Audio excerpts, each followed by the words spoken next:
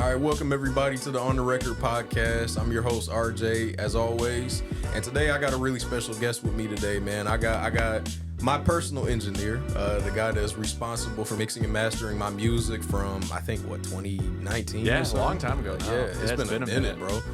The founder of Studio 222 Recording, you know what I'm saying? The founder, CEO, you know what I'm saying? That's right. I got Mr. Brandon McLeod in the house, ladies and gentlemen. Wow, what an intro, man. I appreciate you having me out, man. I'm excited to be here. Thank you. And thank you to Jay for having me out, man. This is awesome. Man. It's a really cool opportunity, bro. Absolutely. Yeah, I'm very excited to do this with you, man. And it's been a pleasure to be a part of the music ever since 2019 and maybe even earlier. I don't even know. I remember. It's been so long at this point, man. It was pre-COVID for sure. It was. For sure. It was most like definitely. Probably like a year or two before COVID kind of broke out and stuff. So that's dope, man. No, I'm glad to have you here, bro. Yeah, I'm glad to be here, man. We talked about this for a minute now, ever since you started, bro. Man. And you got your own pod going on too. You know what I'm saying? The Music Maker's Cookbook. That's right. Fire. Shout out to Sean, man. He really holds it down and makes me look really good on the podcast, man. He drops a lot of knowledge bombs, and I'm just kind of there to help facilitate, and create good energy. So got to have both, man. Got to have both. But he really holds it down over there. So shout out to Sean, man, because he does an awesome job, man. So that's dope. Yeah, man. So I kind of want to start off like I wonder how you got started with music. Like, did you start off as a musician, or did the music kind of come later? How'd you get kind of in the music game? Yeah, man. Like looking back, it was definitely like took a liking to music. I'd play old cassettes on my boombox my parents got me, and I'd wear out the cassettes so much that like they would actually fade out at certain parts. These kids don't know about the cassette life. They don't know about it, bro. They don't know about it, man. And like you had a very limited shelf life on those, and if you were listening to it every day, you're gonna cook the thing. So when I was really young, I would wear those out, and my parents were like, okay, let's send them to like Kinder Music. So which is, I don't know if you've ever heard of it before, but it's like a music education program for little kids, and you kind of go there, you learn rhythm, you learn melodies, very simple stuff, and then hopefully you'll graduate from there, on your own. And I was there for a little bit, and then so like when I was about 5, I got really sick with mono, and I ended up getting a rare blood disorder from it. It's called immune thrombocytopenia purpura, ITP for short, so that way nobody has to spell that out, right? And so it was like potentially life-threatening at the time, and basically what that means is if I get sick, can't clot my blood, I bruise easily, and that means both externally and internally too. So if I hit my head, I might not be bleeding externally, but internally I could have a serious bleed and potentially die from that, right? Wow. And I lived with that for a really long time, and it was like right around the 6th grade that a family friend was like, hey, you should make a wish through Make-A-Wish and wish for a recording studio. I was like, okay, cool. I want to do that, and they put that together for me, and Guitar Center like helped out and gave me all the stuff, like the old desk that I used to have, the computer, monitors, everything. They hooked me up, and like a couple years down the line after that, my blood disorder is now in remission. So like I don't actually deal with it anymore, which is great. I'm very fortunate, and like now looking back, like on everything with Make-A-Wish and everything, I realized a lot of those kids that have that don't have the opportunity that I've had to come out of that, and escape what I was dealing with, and hopefully, knock on wood, continue to escape and not deal with that, but long-winded way to say that's kind of like where I came from. But I really did start as like a musician at heart, though, and then I transitioned more to the studio kind of thing. So that was kind of the journey up to this point, and hopefully I can get back one day to Make-A-Wish, because they gave me everything. They gave me my start, and amazing, hopefully I can continue for a very long time and eventually give back. So that's the ultimate goal, man. So very long-winded way of saying as a musician. You good, bro. No, that's crazy, man. I didn't even know all of that detail. Like I've been knowing you for years, and I didn't even know. That's crazy. Yeah, that's what I love about the podcast game, bro. It's like I learned different things about people that I've known for years. Yeah, bro. It's a long-winded story, so I tend not to try to tell it because it would take up so much time, and everything. And actually, a podcast is like the perfect place to share it. So somebody can just go watch it, so I don't have to, say it again or whatever. Not that I wouldn't want to, but it's just like a thing that has come and gone with me. At this point, I'm just looking towards the future and keeping on going, not trying to dwell on what I had to do when I was younger. So, but definitely very blessed to be here at this point in time and be here. Yeah, absolutely, man. That's fire, bro. I love that.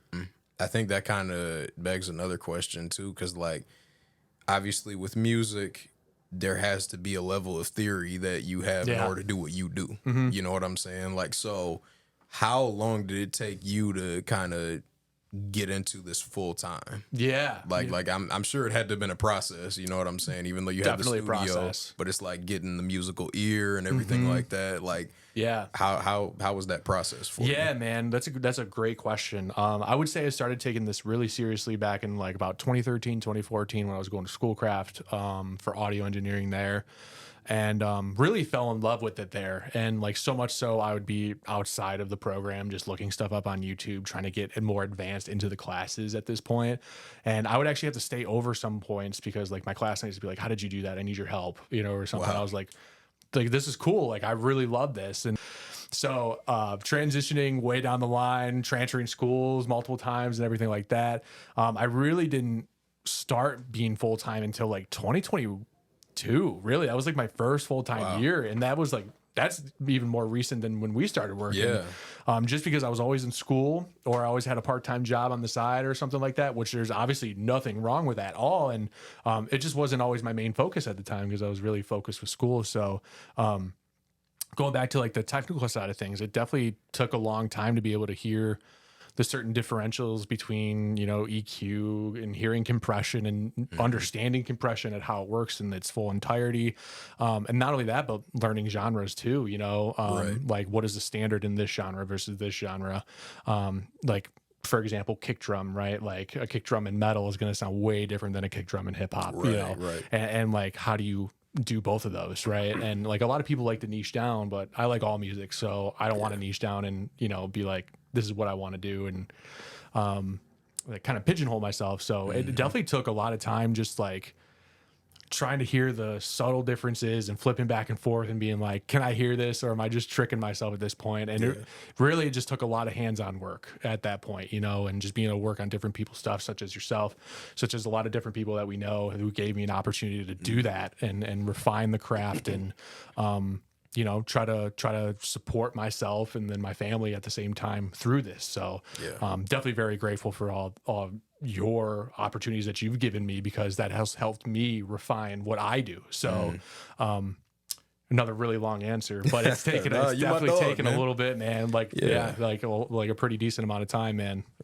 No, I mean, like you a real easy dude to work with. Thanks, That's man. one thing, because like when I was you know, studio engineers are sometimes they don't talk at all, which is cool, you know what I mean? But it's like you're very conversational, so like you can kind of you help people to open up more about what it is that they're thinking and what their process is behind the music, and I think that's dope. And it's not necessarily something that I think every single engineer has to do. Sure. But I think that you do it super well. Thanks, you man. know what I'm saying? Like, I think that, you know, the conversation and everything like that, the fact that when I pull up to the studio, you not just like, all right, bro, let's get in the booth. Let's hurry up and get this out the way. Like, you asking me, like, what's going on? Like, you know what I mean? Like, what's your vision behind this track? All that type of stuff. And I appreciate that as a creative. Of course, man. Because it's like, you know, creatives, we have a different kind of language. We do. You know what I'm saying? The way that we talk about things and how we think. So it's dope to be able to talk to somebody that gets that. You know what I'm saying? Yeah. Well, I appreciate you saying that. Yeah, because it's like a lot of things where it's like I would want to be treated like that, you know, and not just like oh, this is a bill paying job.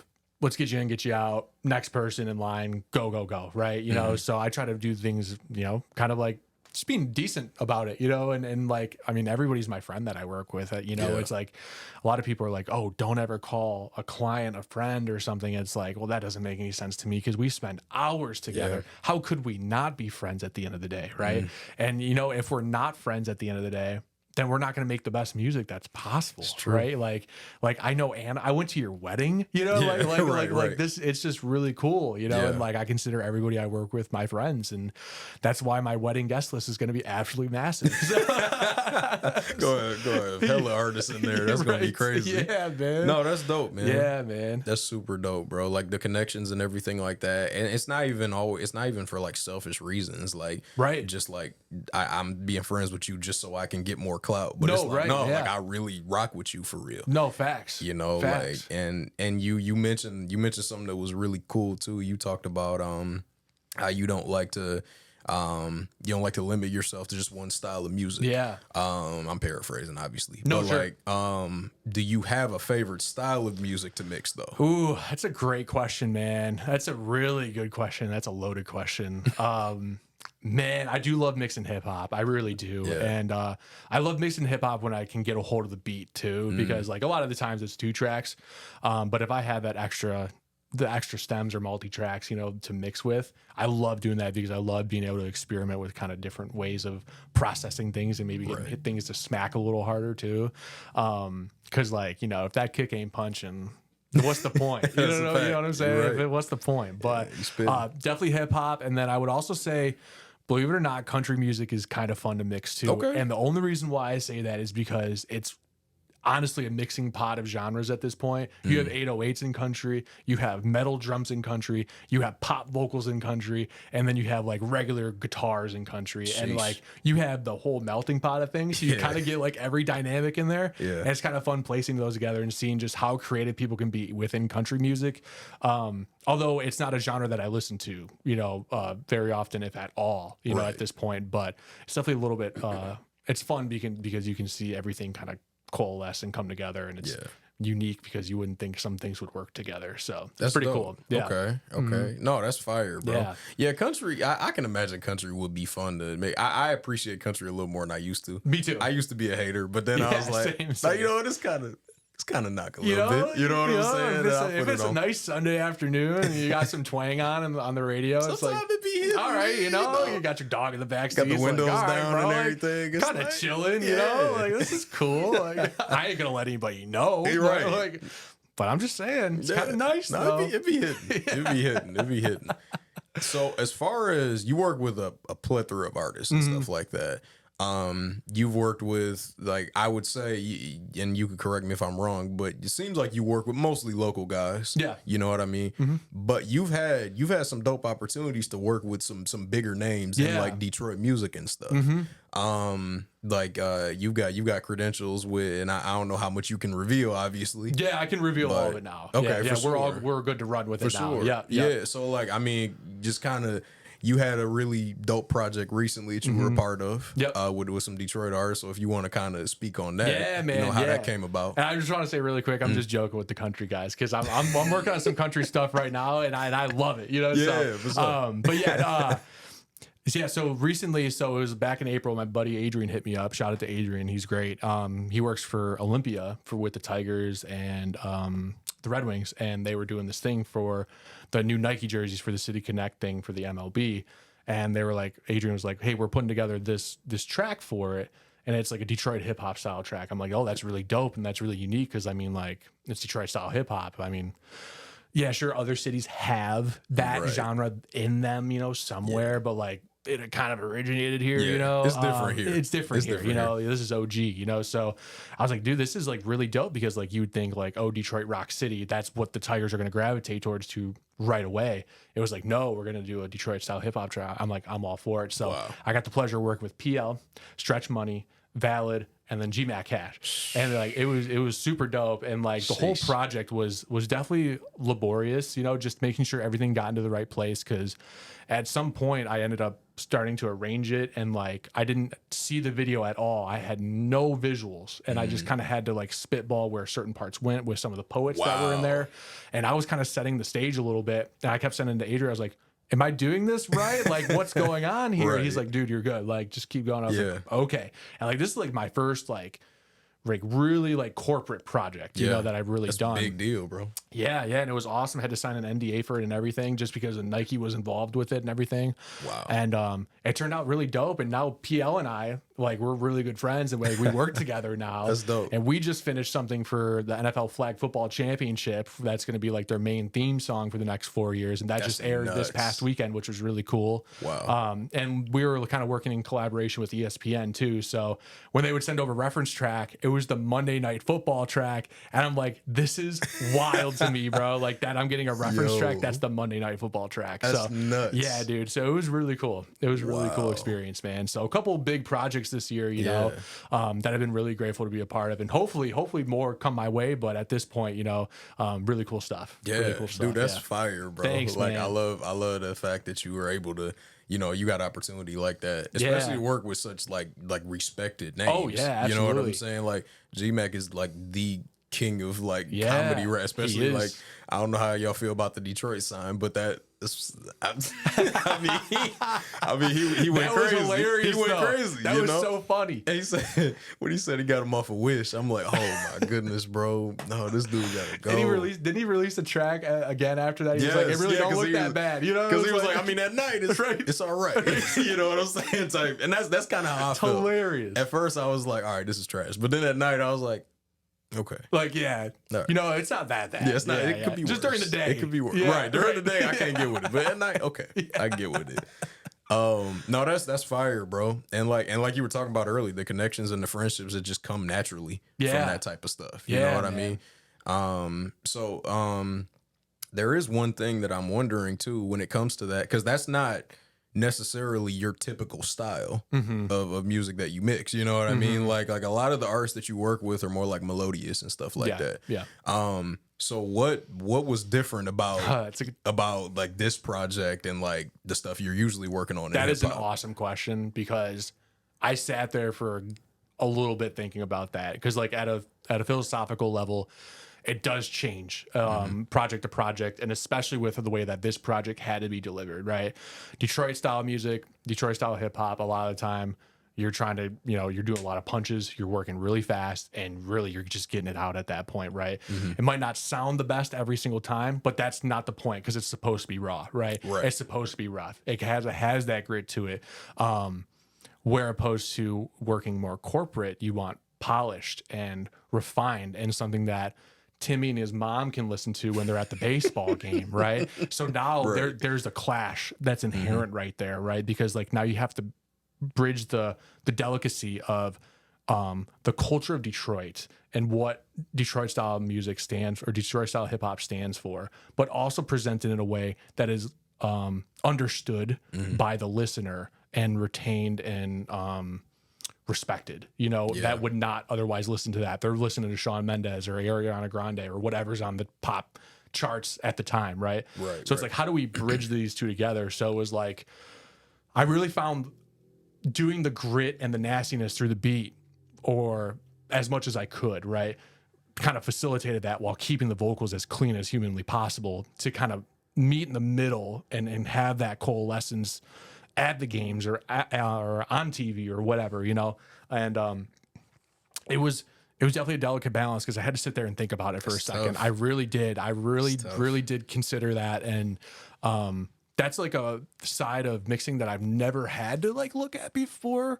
And it was definitely interesting. And I think I restarted the mix probably like 5 or 6 times, seriously. That makes sense, bro. And I was like, you know what? I got to do things the way that I feel they got to be done. And Adrian said when I sent it off, he like had everybody in the room, like all the big executives and stuff that he works with, or the team that he works with, and they were all nodding their head. And I was like, dude, that's exactly like what you want. And they got back to us, no revisions, just send it over. Wow. I was like, wow, dude, like, sheesh, that took a lot of brain power, man. Like, I was really nervous, because it was like, I want to respect what Detroit style hip hop is, but like I said, kind of present it where it's more corporate, I guess. That's a hard balance, bro. It's a tough balance, man. That's very difficult. Yeah, man. It's very difficult. Yeah, man. So that was a great question, because I definitely had to talk through that with PL, because when I can imagine. Because when he was over, I was like, this is what I had to do. He was like, no, he's like, that makes sense. I was like, cool, you know. So, and even like the difference in like a PL and then a G-Mac Cash is like, PL is a very, very clean artist. Yeah, G-Mac Cash is not. So like even like the fact that you had these two like heavy hitters, but they're two completely different artists.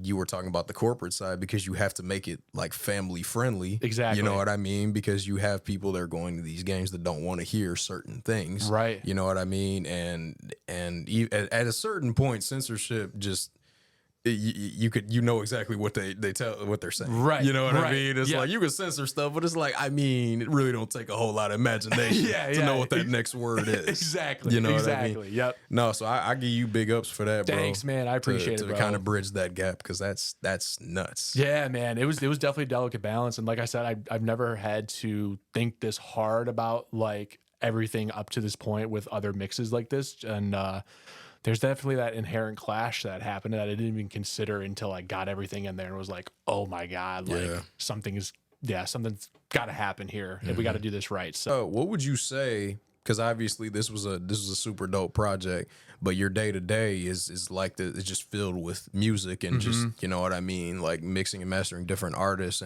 and kind of learning their style, so you can, like, even the way that you mix and master my tracks is like you know the way that I want to hit a beat, you know the way that I want like a chorus to sound, all that stuff, like you can just tell after the experience. Yeah. So like, that being said, like, what would you say you enjoy the most about your job? Oh, that's a great question, man. That's a really good question. I would say just the overall ability to be able to work on music is the part that I enjoy the most. And like yesterday, I just had a moment of reflection in terms of being grateful and, you know, because like very overarching idea, and like everybody could disagree with me, but society ingrains us to be very focused in a certain way a lot of the time, you know, and then we worry about what's the next step a lot of the time. How do we get better every day? And what I mean by better is like, how do we make more money the next day, you know, or whatever the case may be. And that's fine. That's okay, because that's the society we live in. We have to do that to a certain point, right? Right. Yep. But, you know, sometimes like I get caught up in it. I'm like, I have to take a step back and remember that where I'm at right now is awesome at the moment, you know, and I'm working to make it even better, whatever that even looks like, right? Whatever the goals are. I don't even know what my goals are. I'm just doing this at this point. Just hustling. Yeah. And I'm like, I'm really lucky that I get to sit down and work with music, you know, every single day, and that I have work to do every single day, you know, because it's like there's some weird voodoo in this industry where it's like, if work comes along and you happen to say no, then all of a sudden the work disappears. Yeah. And like, I don't know how that happens. Yeah. But it is some weird magic where if you say no, there's many no's down the line, you know? And that's not saying that you have to say yes to everything too, but it's like the minute you reject something, it's like there's some kind of voodoo that comes back to you, man. And then all of a sudden you have no work, right? So just having it's tough. Yeah, and just being able to be like, hey, everything's gonna be okay in the end. You know, like it's all gonna be okay. And it always ends up being just fine. You know, so I think just overall being able to work with really cool people, and being able to work on something that's not only awesome just in the grand scheme of things, music's great, but something that's important to them, and be able to get it to their vision without having the same brain as the other person, and being able to project the brain onto a whiteboard and see exactly what you're thinking, what you want it to sound like, right?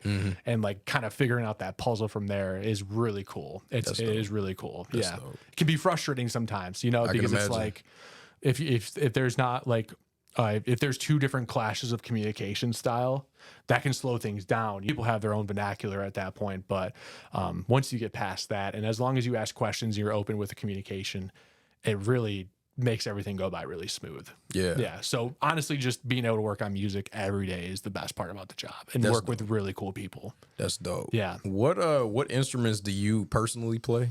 Guitar is my main instrument. Took lessons for that for like 15 years.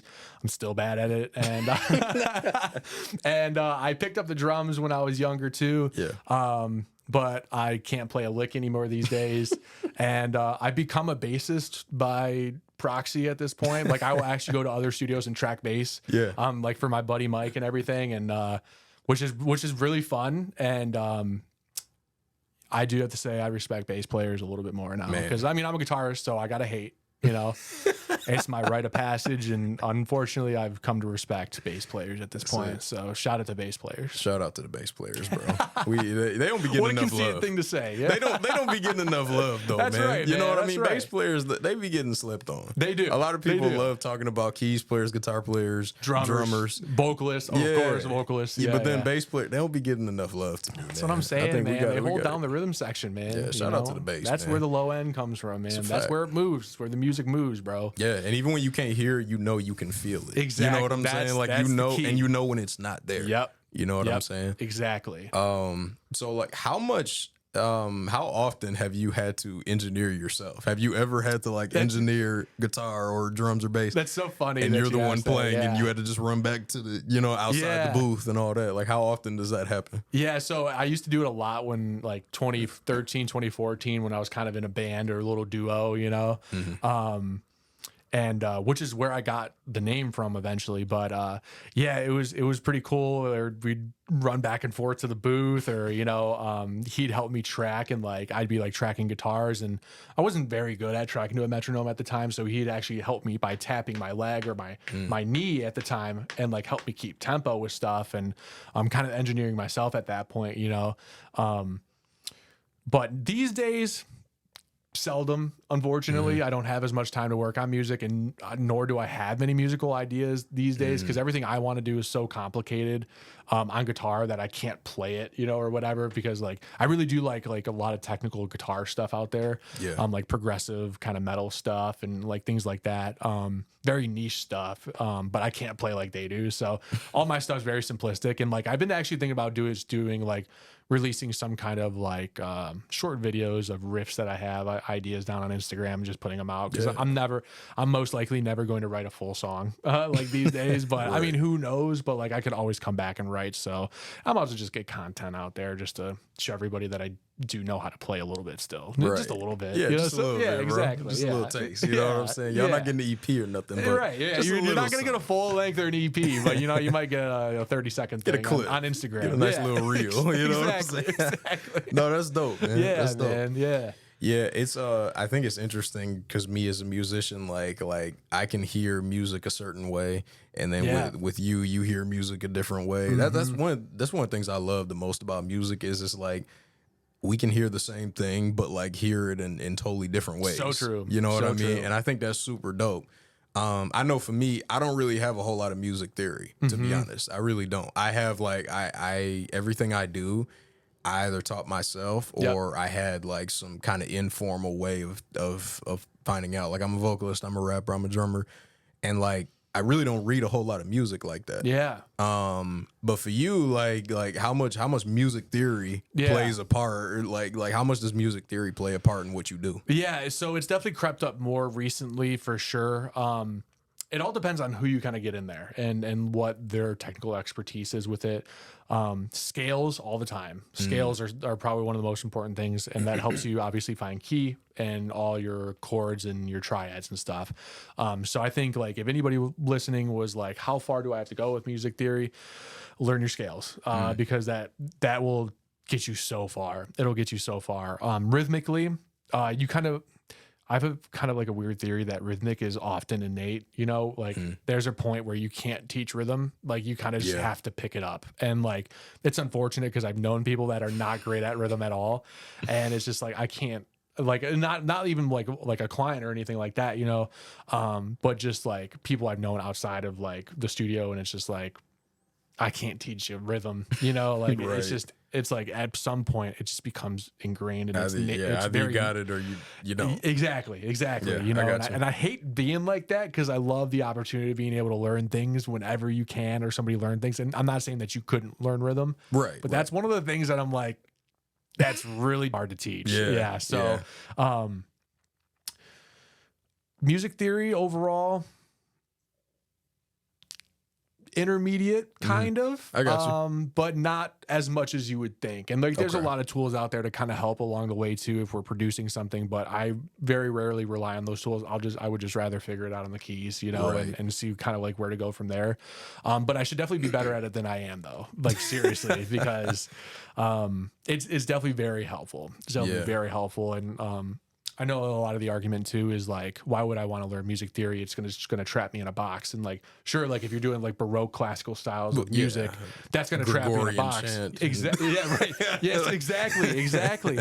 And like if you're trying to be Mozart, sure, yeah. If you want to adhere to the old rules of things that we were taught at U of M, yeah, you're gonna be frustrated and it's gonna suck. But if you just learn like the things that are very important, like triads and then seventh chords, ninth chords, and how those all kind of work together, chord progressions, and even going a little bit more advanced than that. And that'll take you so far, so far. But even if you don't know anything, you can be great at music. You know, there's not that need to go out and learn music theory, you know? Yeah, for sure. No, that's dope, man. Yeah. I think what you do, it's interesting because, first of all, I do want to kind of talk about the name a little bit. But yeah, like when you were talking about, the fact that you have less time to do music in your own personal time, do you still consume music quite a bit? Or because I know that there's some people that work around music and they don't really listen to music like that. Like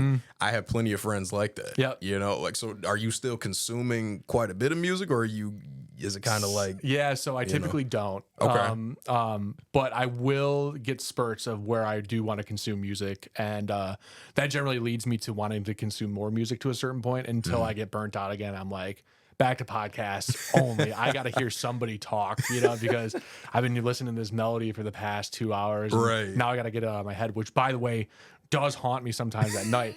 If there's a song that I work on long enough, I will dream of it, and I can't shut my brain off. Yeah. And in the morning, I'll be exhausted because I heard the song over and over again at night, and I'll be exhausted the next day until I can finally forget about it.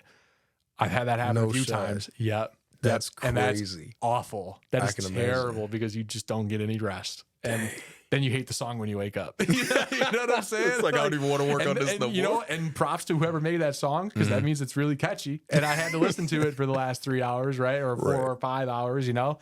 And it just gets jammed in there, unfortunately. It's really hard to shut off sometimes. So through spurts, I will listen to music for sure. So it is kind of tough though sometimes. I guess it's kind of tough. Yeah. Man, so let's talk about the name, bro. Man. Studio 222. Where does that come from? Yeah, man. So back in 2015, I was hanging out with a couple of my old friends, ex-friends at this time, and I wasn't like an awesome guy back in the day, to be totally honest. And I'm not blaming anybody for that except like myself, you know. I mean, I wasn't doing anything like awful bad, but I was just kind of like an a-hole, you know. And we actually, this friend group and I had a falling out. But the reason why I bring them up is because they taught me this thing in numerology, like 222. If you see it at any point in your life, and whatever you're thinking about at the time will come true in the future. And it has to be random. You can't be looking for it. And you can't have seen it before. So if it's like a telephone number or something on the side of a building, doesn't count because like it's not random, right? Right. And I always thought that was really cool. And like we always kind of joked about it because like we'd be talking and be like, oh, 222, that's going to come true, you know, or whatever. It has to do with numerology and angel numbers and everything. So it's an actual thing that people like believe in and study. Really? Yeah. Interesting. And I've talked to people about it before, and people have actually come to the studio before because they were like, oh, I saw 222 and that's my angel number. I'm like, that's awesome. Really? You know? And, like I said, those couple friends and I, we had a falling out, you know, way back, and I was like, man, it's like I need a studio name. I was like, okay, how about for revenge, I just do Studio 222?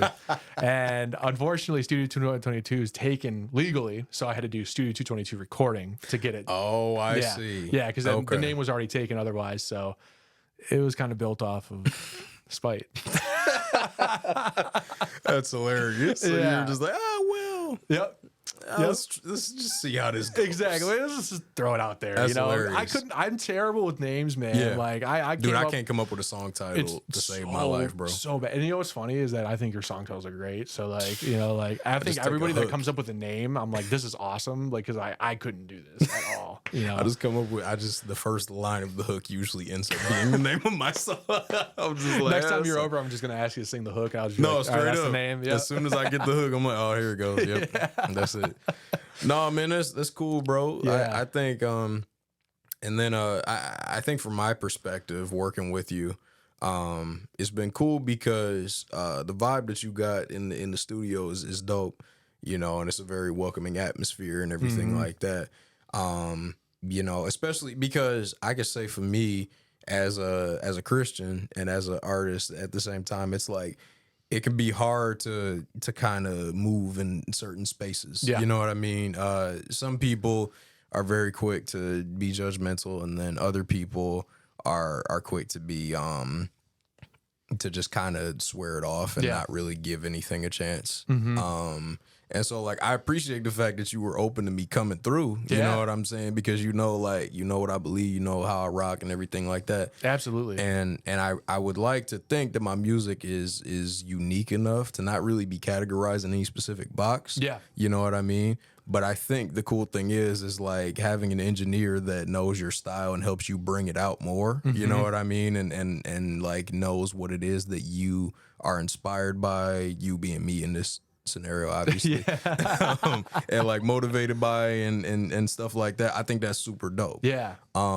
Does that ever get tiring for you? Like, because I'm sure you have a lot of different artists with different ideologies and different philosophies and different, you know, walks of life and stuff like that. And they may just see the world in a completely different way. Sure. You know what I mean? But they're dope. Yeah. You know what I'm saying? And but is it ever tiring after a day of talking with people? You know, you would think it is, but it's not. It's actually, you learn a lot through people that way, you know, and the more you listen, it's like, oh, okay, like I see where they're coming from, you know, like may not agree with it at every point, you know, depending on what they're talking about and the severity of what you're talking about, which is never like really bad, you know, ever terrible, but like, it's like, okay, well, you know, I can see maybe somewhat why they think that way, but like I don't personally agree with it, but it's not enough for me to be like, oh, you know, you should believe what I believe, you know, whatever the case may be. And, you know, full disclosure, I grew up Christian, you know, and Christian Catholic. I never quite got the denomination correct, but I went through catechism, all that stuff, you know, and then I graduated through all that. Not graduated, but was inducted. How what is the correct way to say it? Because I know I used to say graduate, and they're like, no, you're not graduating, but you're kind of graduating into the, because I don't know Catholicism super well, but like, because I don't want to like get that wrong. But you know what I mean, though. Yeah, I get what you're saying. But like, you know, some people, especially these days with like politics and stuff, you know, that gets really dicey. And like, I hear a lot what other people say and versus what other people say, and it's like, I'm just gonna stay out of it. It's just easier at that point, you know. And like, I'm just gonna try to focus on the people around me and the community around me, you know, because I think that's where I can make the biggest impact, you know, and just like providing help with music, you know, or whatever. And sure, maybe one day if I had the opportunity to do something big and maybe aspire to that, that's awesome, you know. But I definitely try to listen more than I speak upon something, because I want to be able to learn and listen through other people. That's dope. See, like that's a quote right there. You got to listen more than there's a lot of people in general that, me included, that need to listen, that need to hear that. Yeah. You got to listen more than you talk. You do. You really do. You got to listen more than you speak. And that way, when you speak, what you're saying is actually thought through. Right. You know what I mean? You know you know what you're going to say, how you're going to say it and everything. That's one reason why I started this. Yeah. Like the biggest reason why is because like so many things can get misconstrued because we're in a social media age. Everybody has, you know, everybody has opinions. I get it. You know what I mean? Everybody wants to throw their hat in the ring as far as like a debate and all that type of stuff.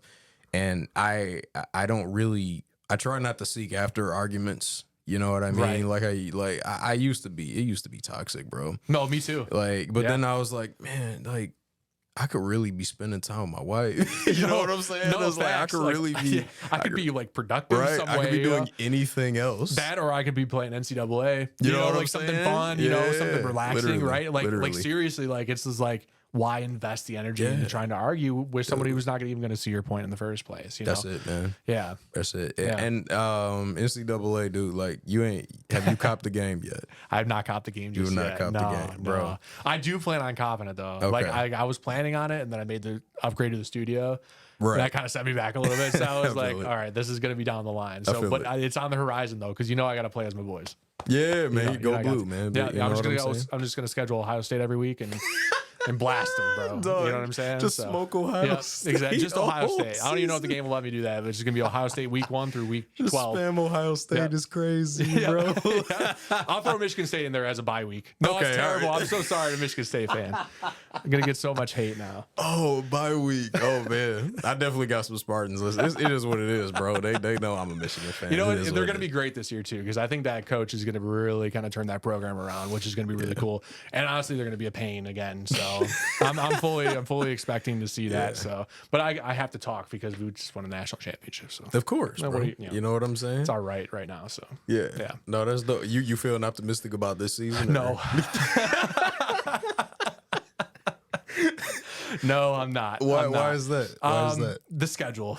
The schedule is tough, man. Schedule. That is a gauntlet of a schedule. I don't think I've ever seen the schedule this tough before.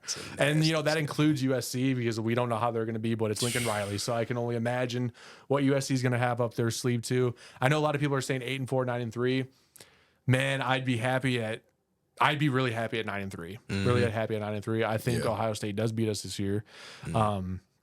Unfortunately, they have a loaded team, but I mean, you never know though, because I go either way. I believe in Sharon Moore. I know, like I've kind of wavered on the idea a bit, but good man, Yeah. he's good, and you know what? like the quarterback play is the only biggest part that I really don't know about. It's such a if it's question Alex mark, Orji, I let it rip. Man, Yeah, what do you think? I'm even at the point Jaden Davison, as a freshman. Like Jaden Davis, man. I do too. I get that they're trying to give him, some time under.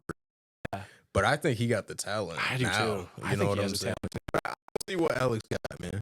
Definitely got to give it. See what he got because I like his running ability, which is that's nice because it's the weirdest thing ever. It seems like at Michigan, it's like so rare to have actual dual threat QB. Yeah. Only time we really had one was Denard. Yeah. And Devin Gardner was tried to be, but in that system, it was just so that system was so messed up. And it was just Devin Gardner did not get a fair shake at Michigan, bro, because he could have been a dog. Oh my god. He could have been a dog, man. And that whole administration was just awful there.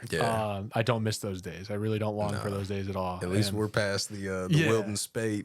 Oh man, the Wilton Spade and Shea Patterson days. Man, at you're least telling me, bro. We can just put that behind us. Oh man, that 2016 team still breaks my heart because we were 3 points away from being in the playoff. 2 points away, I think. Ohio just beat us by that field goal, and it was just like, man, like brutal because I think that was a national championship caliber team, and that one hurt. That one hurt really bad, and then the spot also hurt. And he was short. JT was short. He's still short. I don't know what angle everybody else is seeing, but he's still short. Dude, I swear, like every time I've seen it, people are still like on Twitter and stuff with it. Randomly. It's ridiculous. But you see it, and I'm like, he's so clearly short. Yeah. And it's so frustrating. My favorite one is when you get the photoshopped ones where it's like they move him 30 yards ahead of the first down marker. I'm like, bro, what are we doing here? Well, clearly he was like, no, bro. Like he was never there, bro. I was watching the game. I remember standing up and being like, oh my God, what just happened? That was painful, bro. That was awful. That was so painful. Because we had, my gosh, we had him, bro. Yeah. And that was after we blew up we got blown up on that really bad play beforehand that kind of allowed it to happen. It was like, what is going on? It was just so sad. I never watched that game. I haven't watched that game once since it happened. Once. I can imagine the nightmares that just with this in Michigan fan. Like it's right? Yeah. Because that was the year right after Trouble with the Snap. And man, Michigan State fans, you guys can keep talking about it, but like that was almost 10 years ago at this point. So come on, bro. Just saying, it's time to move on. Let's move forward. Talk about us being in the past. You can tell I'm a little salty. Only reason why I say it is because my fiance went to Michigan State. So. Oh really? Yeah. Oh, so y'all got beef in the house? Yep.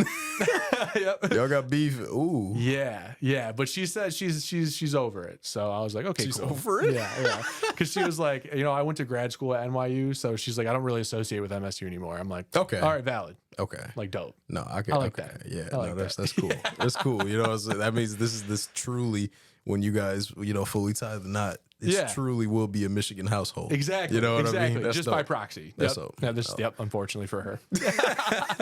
I love that. I mean, the colors are better anyway. I prefer. I agree. I almost wore my Blake Corum jersey here. You got a core? Oh, that's fire. I did. Yeah. That's fire. Yeah, with the patches and everything. Man. You gonna be watching the NFL this year with of course, Corum and JJ getting drafted and everything? Man, I can't watch JJ just out of respect for the Lions and Dan Campbell and the You can't hometown. watch Minnesota, bro. Can't do it. Don't like Minnesota one bit. Yep. They're up there with Green Bay, although Green Bay's. I do not like Green Bay. Green Bay's public. In fact, the Vikings are very, very close though. I really don't like the Vikings, and honestly, who gives who cares about the Bears? So, you know, that's what I keep saying, bro. Yeah. When people are like, man, the Bears might be. No, they're not, bro. No, they're not. The Bears. They get so much love in preseason, and it's like, why are we doing this again? Dude, I can't wait. I can't wait for I can't wait to see like the videos of Caleb Williams throwing a pig just like every first overall quarterback does when they don't have an offensive line. Exactly. And everybody's saying he's got a better offensive line than Fields. I'm like, yeah, but still not a good offensive line. Right. Like it's just better than what he had before, which was trash. Yep. Facts. Fields didn't get a fair shot, to be honest. Fields did not get a fair shot, and you know what? I don't mind Fields, even though he did end up going to Ohio State, right? Yeah. Just because like I like C.J. Stroud. I think he's a dog. C.J. Stroud and I'm is glad nice, we beat him 2 years in a row. Yeah. I think that's fantastic. Like he can go do his thing. We got our dubs. That's fine. You know? No, C.J. Stroud he's killing it, man. And the best part is he's throwing it right to Nico Collins. So it's it's like hometown. That's pretty cool, bro. Yeah. I like so that. So it's like, all right, that's cool with me. That's dope. But yeah, I feel bad for Justin Fields because he definitely did not get a fair shake. It just shake. wasn't right, bro. No. I didn't get that. They never surrounded him with talent that he needed, and then just got him out of there. That was weird to me. Yeah, that was weird. But that's business, bro. Unfortunately, it's business. Yeah, exactly, man. That's business. Yeah, man. So yeah, definitely gonna be watching some Lions stuff. And, yeah, it's Super Bowl this year, baby. That's my prediction. Oh, okay. Oh yeah, I'm going. I'm right there with you. I wasn't gonna say it. Yep. Nope. I wasn't gonna say it. I'm saying but all right. And knocking on wood. Real? Okay. Yeah. All right. You serious? Yeah. Oh, I'm serious, bro. That game broke my heart against the 49ers. Man. It broke Detroit's heart. I'm not gonna lie. Here's what I said. I said, okay. I was like, got my national championship with Michigan. Mm-hmm. Anything else the Lions do is cool with me. You know what I'm saying? Like, if we just happen to lose this game, you know, I might not be as hurt because we got the national championship. That was a straight up lie. I was heartbroken, bro. I was so mad. I could not sleep at that night, bro, at all. It was awful watching them crumble, bro. I mean, what were we up? We were like 28 to what? Like at some point, bro. I think it was like at one point. I think it was like 28-7. Yeah, I can't even remember. I tried to block out the game. Yeah, like they were booking their flights. You know what I'm saying? They were gonna go. You know, and KC. Oh yeah, that's facts. Oh, I think so too. We would have beat KC. I think when I was in Ford Field. Yes, bro. you were. I was at the watch party. Mm-hmm.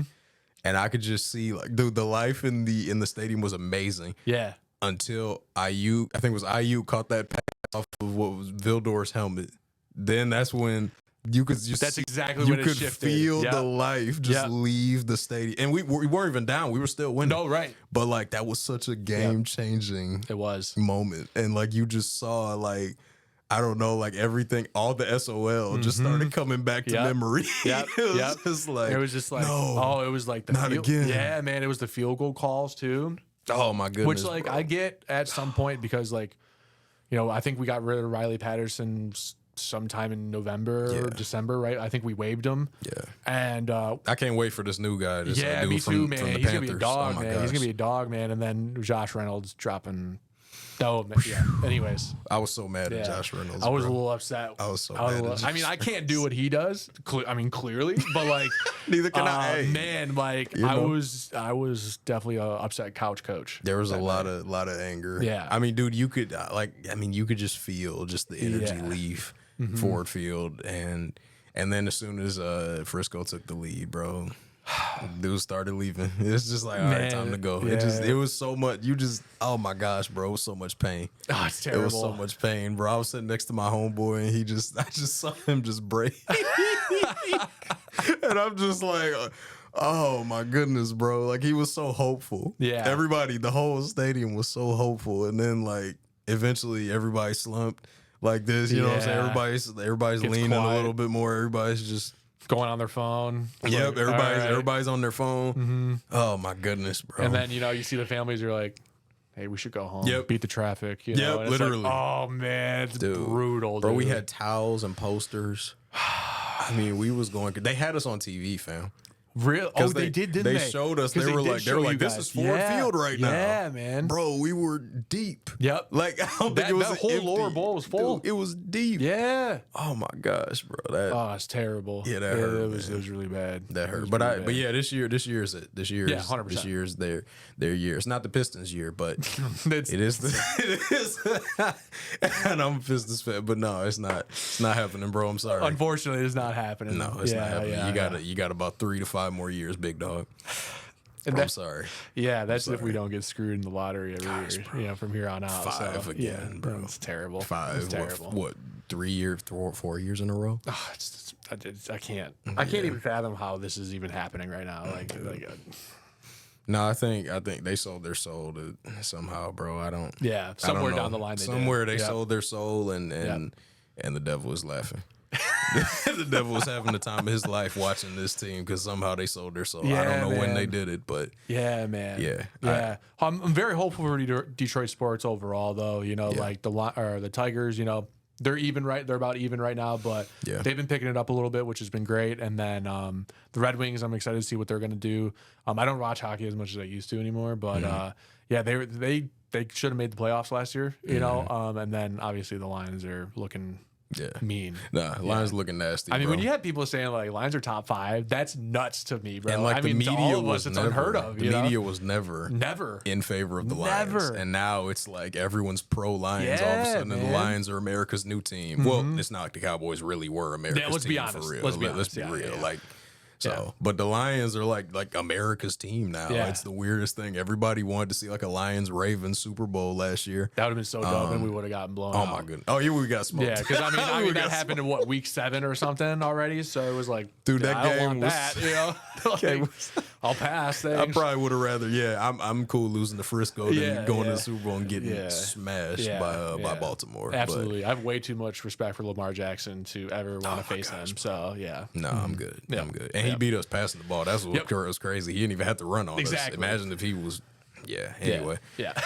Bad memories. That was one game where we looked like frauds, but we picked it up. Absolutely. We picked it up. Absolutely. Yeah, we did. But yeah, man, shoot, I really appreciate you coming through, bro. Thanks for having me. You know what I'm saying? I ain't gonna hold you here too much longer, man. I know you got stuff going on. But just I appreciate you making time for this, bro. Of course, bro. I wouldn't miss it, man. Is there anything you got for the people before we get up out of here? Oh man, anything specific? I don't think so, man.